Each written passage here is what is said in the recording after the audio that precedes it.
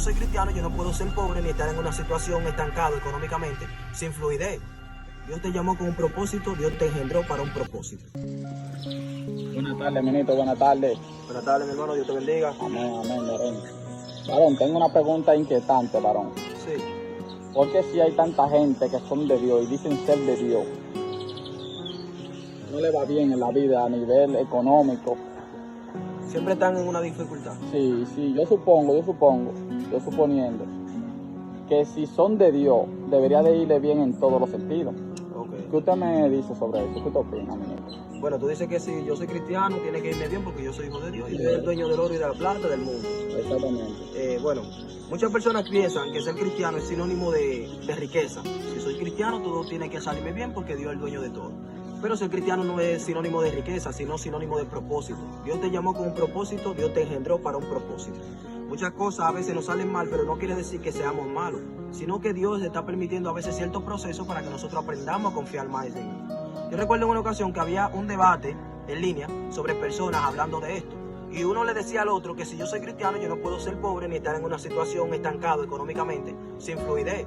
Pero yo digo que yo puedo estar sin dinero y tener a Dios en mi vida, al igual que muchos tienen mucho dinero, pero no tienen a Dios en su vida. ¿Por qué? Porque yo prefiero tener a Dios, que me falte la riqueza, que me falte todo y tener a Dios en mi vida, que tenerlo todo y perder mi alma. Esto me recuerda a lo que creían los principales antes en la antigüedad, los escribas, los fariseos y todo Israel. Esperaban que cuando el Mesías viniera, que era Jesús aquí en la tierra, viniera rodeado de gloria, que viniera a libertar al pueblo con mano fuerte y que se juntaría solamente con los ricos y con los gobernantes de ese siglo. Pero cuando Jesús viene es todo lo contrario. Jesús viene a las ovejas perdidas de Israel. ¿Por qué? Porque a los suyos vino, mas a los suyos no le recibieron, pero a quien le recibieron sí le dio potestad de ser hecho hijo de Dios. A los desamparados, a los afligidos, a los desvalidos, a todos aquellos que no tenían esperanza. Eso el Señor le dio. Por eso muchas personas confunden cómo Dios actúa. Dios no está de acorde al pensamiento humano que piensa que las riquezas son el fin.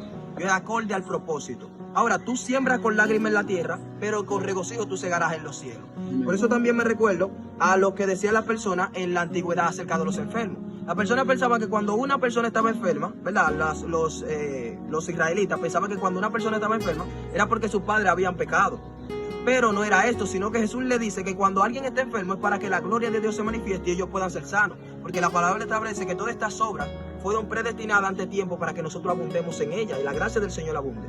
Entonces, ¿qué te digo? Porque te pasen cosas malas, tú no eres malo. Así como cuando te pasan cosas buenas, no eres bueno. Porque lo único bueno en la vida de alguien es Dios y la presencia de Dios en tu vida. Así que recuerda que aunque te pasen cosas malas, ni la muerte, ni ángeles, ni principados, ni potestades, ni lo presente, ni lo porvenir, ni lo alto, ni lo profundo, te separará del amor de Cristo, que es en Dios. Amén, ministro. Profundas palabras. Ministro, tengo dos preguntas más inquietantes. Sí. Explíqueme sobre eso que usted acaba de decir, que a los suyos vino, mas a los suyos no lo recibieron. ¿A qué se refiere en ese término? Bueno, eso se encuentra en el capítulo 1 de Juan, el Evangelio de Juan. Juan empieza hablando de cómo Dios se manifiesta desde el principio como el verbo, pero también luego se hace carne en la tierra. Pero al venir a los suyos y los suyos no lo recibieron, lo que se refiere al pueblo de Israel. Se refiere a ese pueblo de Israel que por tanto tiempo había predado la promesa, pero cuando vino a él, el pueblo no lo recibió. Los judíos eran aquellos que esperaban que el Mesías se manifestara, pero cuando Jesús vino ellos no le recibieron porque esperaban que Jesús viniera de otra manera, como te había dicho ahora mismo. Jesús venía para rescatar el mundo de sus pecados, pero ellos pensaban que Jesús venía en caballo blanco, con guerreros, con espada, a libertar al pueblo, que iba a echar fuera a los romanos. Pero sin embargo Jesús venía a establecer el reino de los cielos en la tierra. Por eso cuando Juan predicaba, Juan decía, preparar la senda del que viene. Arrepentido y convertido porque el reino de los cielos se ha acercado. Cuando Jesús viene también predica lo mismo, para que el pueblo entendiera que lo que venía a ofrecerle era la salvación. No una libertad física con espada, con riqueza, con lujo, sino algo espiritual que transformaría los corazones y lo haría volver hacia la presencia de Dios para que ellos encontraran salvación. ¿Qué es la gracia del Señor? Es el favor inmerecido. No lo merecíamos, pero mediante el sacrificio de Jesucristo nos alcanzó a nosotros. Somos pecadores, somos malos, pero aún así nos pasaron cosas buenas. Por eso te digo, cuando tú estés en momentos de dificultad y tengas escasez, no pienses que tú no eres hijo de Dios. Tú eres hijo de Dios porque también fuimos llamados a pasar tribulación, a pasar persecución, hambre sin necesidad, pero aún así tenemos la paz y el gozo del Señor, que es el que nos fortalece. Amén, ministro. Amén. Ministro, yo estaba confuso en esa parte que usted acaba de explicar ahí, pero gracias a su entendimiento pude entender a lo que se refiere cuando él dice que a los suyos vino y a los suyos no lo recibieron. Tengo otra pregunta inquietante, que muchas veces me ha topetado con gente que me dialogan sobre ese tema, y yo no tengo el entendimiento exacto para explicarles cuando ellos me dicen a mí que si Dios hizo a Adán y a Eva, ¿de dónde vienen tantas generaciones? O sea, tantas lenguas que son diferentes países como China, Japón, África. Sí. Diversidad de idiomas. Haití, exactamente. Entonces estoy confuso. ¿De dónde viene entonces los diferentes tipos de lenguas? Ese dialecto, sí. Bueno, la palabra establece que Dios hizo al hombre en una sola lengua. Desde Adán y su descendencia, Abraham, Jacob, Moisés, todas estas personas, ¿verdad? Vinieron gloria a Dios, de la procedencia de Adán y con la misma lengua. Pero dice la palabra que en Génesis, mientras los hombres estaban reunidos, se pusieron en su corazón a hacer una torre llamada Babel para llegar al cielo. Pero al Señor ver la unidad que ellos tenían, ¿verdad? El Señor descendió y dijo, vamos y confundamos las lenguas. Y cuando el Señor confundió la lengua de ellos, todos ellos empezaron a hablar en idiomas diferentes. Y ahí cada uno quería hablar, pero hablaba en diferentes idiomas porque Dios confundió la lengua. De ahí vienen los diferentes tipos de lengua. Por eso vemos chino, arameo, inglés, japonés, todo eso. Porque el Señor distorsionó lo que era una sola lengua para que ellos no pudieran hacer eso y fallecieran. Porque imagínense crear una torre de todo el tamaño que llegara al cielo nunca iba a pasar. Y ellos lo que iban a fallecer, iban a quedarse ahí todo el tiempo escalando.